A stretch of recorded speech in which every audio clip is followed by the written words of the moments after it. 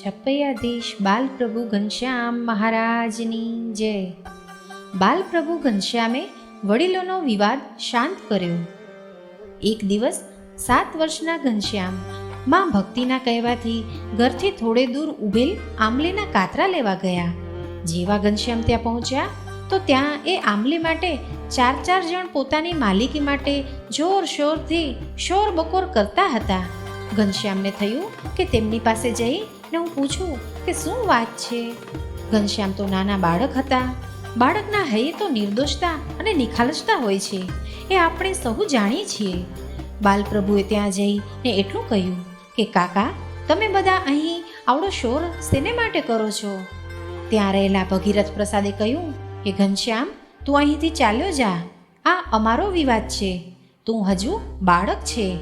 પણ ઘનશ્યામ એ તો ત્યાંથી ગયા નહીં અને વાત વધતા વધતા કજિયાનું રૂપ લેવા લાગી. પણ ઘનશ્યામ પ્રભુએ મનમાં નક્કી કર્યું હતું કે કાકાઓને હું ઝઘડો કરવા નહીં દઉં. ઘનશ્યામ પ્રભુએ તરત કહ્યું કે કાકા, આ આંબલી કંઈ બોલતી નથી અને તમે આંબલી માટે ઝઘડો કરો તો આ નાના બાળકોને કેવું થશે? આ આંબલી તો અમે બાળકો રોજ ખાઈએ છીએ, પણ ક્યારેય તમારી જેમ આમ ઝઘડો કરતા નથી અને હા, લડતા પણ નથી. ગોચરમાં ઊભેલી આંબલી માટે માણસ વિવાદ અને કલહ કરે તો તેને સુખ અને શાંતિ ક્યારેય મળવાની નથી. અને આજે અહીં ઊભા રહીને ઝઘડો થાય છે. આવતીકાલે કાકા આ ઝઘડો ઘરમાં આવશે, પછી આ આંબલીને સુકાવવાના પ્રયત્નો કરાશે.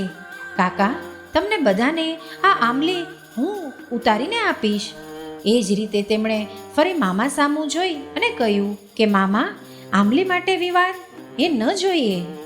મિત્રો, 7 વર્ષના ઘનશ્યામની સમજદારી ભરી વાત વડીલોના અંતરને ભીંજવી દીધી અને એમના અંતરમાં ટાઢક વર્તાણી. આમ બાલપ્રભુના શબ્દો હૈયે લાગી ગયા કે સંવાદથી સુખ અને સંતોષ થાય, પણ વિવાદથી ક્યારેય સુખ કે શાંતિ મળતી નથી. પછી તો સૌ વડીલો પોતપોતાને ઘેર ગયા અને ત્યાં રહેલા બળદેવ પ્રસાદજી ધર્મદેવ પાસે આવી અને આંબલી માટે થયેલા વિવાદની વાત કહી અને ઘનશ્યામના સત્ય અને સમજદારી ભર્યા સંવાદની વાત કરતાં કહ્યું કે ધર્મદેવ, કદાચ તમારા પુત્ર ઘનશ્યામ ત્યાં ન આવ્યા હોત તો અમો બાથોબાથ આવવાની અણી પર હતા.